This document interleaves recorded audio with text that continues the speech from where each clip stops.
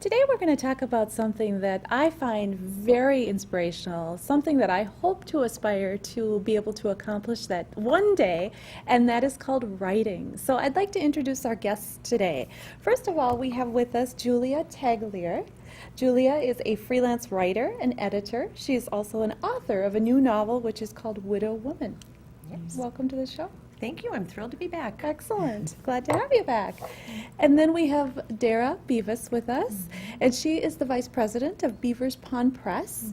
She is also the co-founder of a blog which is titled Wise Ink. Welcome. Thank you. And then also we have Betty Liedtke, and Betty is a writer. She's also a newspaper columnist, a speaker, a certified dream coach, and the founder and CEO of Find Your Buried Treasure. So welcome, welcome, welcome. Thank you so much for being with us today. Thank you.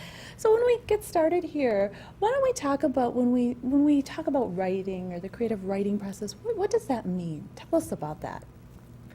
Well, I think it's a very personal process, and I think Yes. it's different for each person because Okay. I think that's part of the challenge is finding what your own individual process is. Some people are very structured and really have to have an outline, and they need to write every day.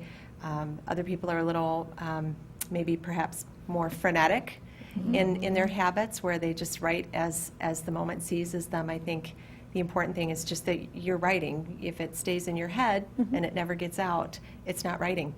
It's just deep thoughts. Yeah, that's a good way of looking at it.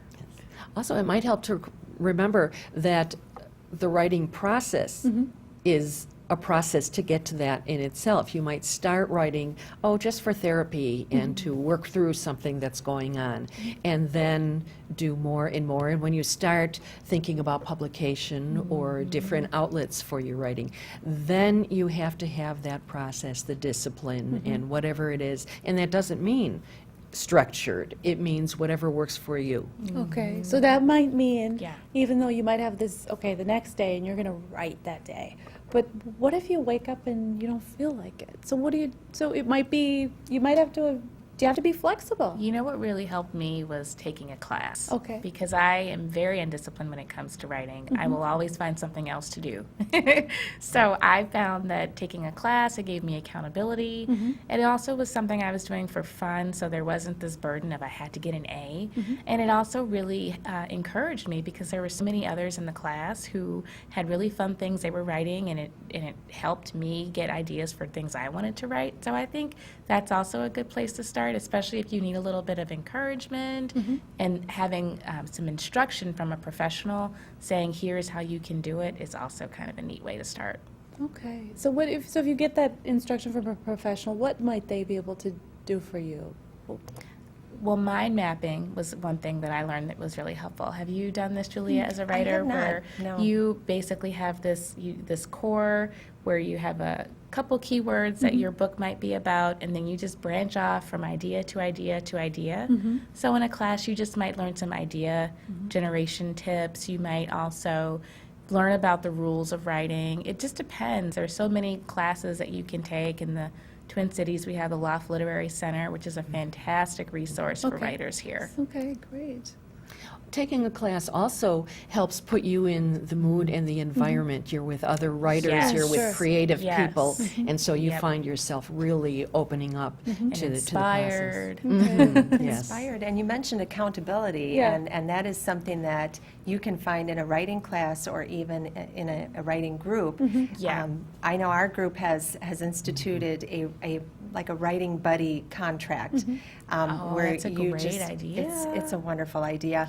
And it doesn't require any more of a commitment on your time other than just to be that person's I guess, monitor to say at the end of the day, did you write your 500 words? And you can set it up with that person however it works for you. Maybe it's that I have to finish chapter 1 by the end of the week, so just check in with me at the end of the week. It could be that I need to have a certain word count every day, or just that, did you write something today? The goal setting is The really goal setting cool. is Okay. very To have important. that. Now, one of the words you used, Julia, was personal. It's a personal, and that's what have thought about writing, and I think one of maybe the hindrances for some people is that it's me and it's my words and it's on paper, and with writing comes editing, and sometimes comes criticism, and so what would you say about that? Thicken your skin. Even before that, though, I think when you start out, just think, nobody is ever going to see this but me. I Okay. don't have to show it to Oh. anyone. I'm just doing it for myself. Right. And that's a as your great tip. thoughts, thank you, and as your thoughts come out more, you'll do more exploring. Yeah. And then that evolves into wonderful writing and wonderful new paths. Okay. And then you'll get to the point where you want to show it to somebody. You want to just get somebody that you trust, and that will be Objective. loving and gentle, and start there. And then you build that thicker skin. You build all those resources inside that you need. Okay. So what about, you've all published something, and so what's that like when you see your words in a book or in a newspaper column? What does that feel like? It's amazing. Yeah? Thrilling. Yeah, I work with authors in my day job, and I saw other people experience it, but when my book came out and I pulled it out the box and saw it and read it on the Kindle and read it on the Nook and on my iPad and all those 10 devices that are out there now, it just was so amazing to see that something I'd created was now going to be out there. I don't know, how did you feel? Yeah. Just Julia? there's such an intense level of gratification, Is there?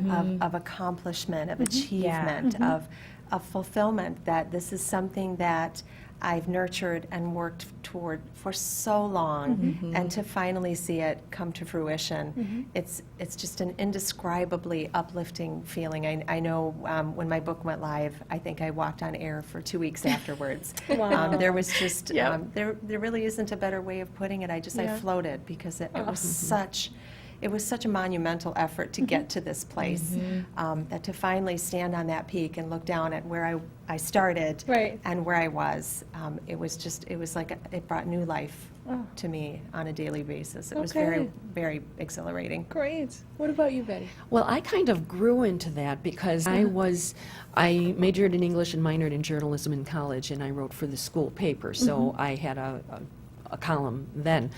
And I still remember that in journalism class, the first thing we learned was spell people's names right. And I remember seeing my first byline and how exciting that was, except that my name was spelled wrong. Oh, no. But still, seeing that in print and your name, and Yeah. it's like giving birth. Oh, wow. That's what I was thinking. Yeah? That's like giving You all birth. lit up as you spoke about it. That Oh. was great. That was great to see. One thing I'm wondering about is, the traditional book, reading it, flipping through the pages, spending time with it. So I just wanted to know your thoughts on, now the electronic age that we have, the Kindle. Yeah. And so I know there are preferences out there. Some people prefer the Kindle. Some people say, nope, I just want to hold my book and flip those pages. What are your thoughts on that? Wow. I'll take this one to start with, because I think I'm probably in a very unique position in the group. I made a conscious decision to offer my book only on Kindle. Oh, you did? I did. Interesting. And it has been, it's a very nerve-wracking decision, because I think even yesterday I discovered that there are people in the world that don't realize you don't have to have a Kindle in order to purchase a book That's that is right. Kindle only. It's an ebook. Oh, I didn't know that. Okay. Well, so now Good. you've learned Glad- something new. Glad we got the message You out. can download the Kindle application to virtually any electronic device, including PCs. It doesn't even have to be a Mac. Oh, okay.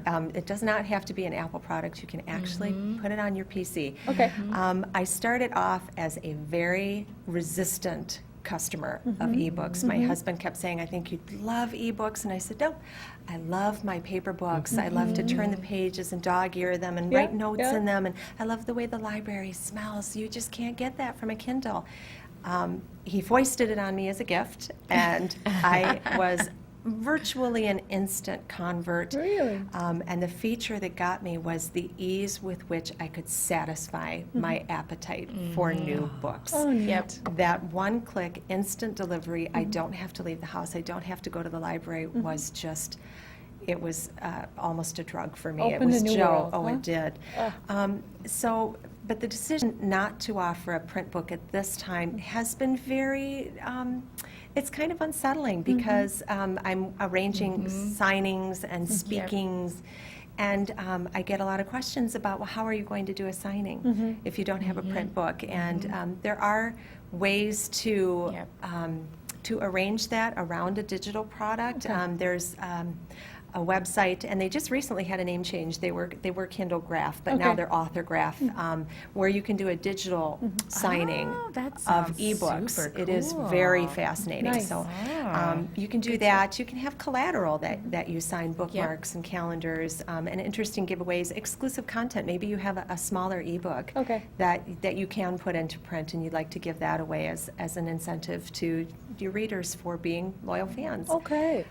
So I'm anxious to see how it plays out. Right. I think at some point in 2013, I will probably issue it in some form of print, just so that I can have some for those who really can't make that leap into the digital world of books, because I think there are a number of people out there that are still feel that way.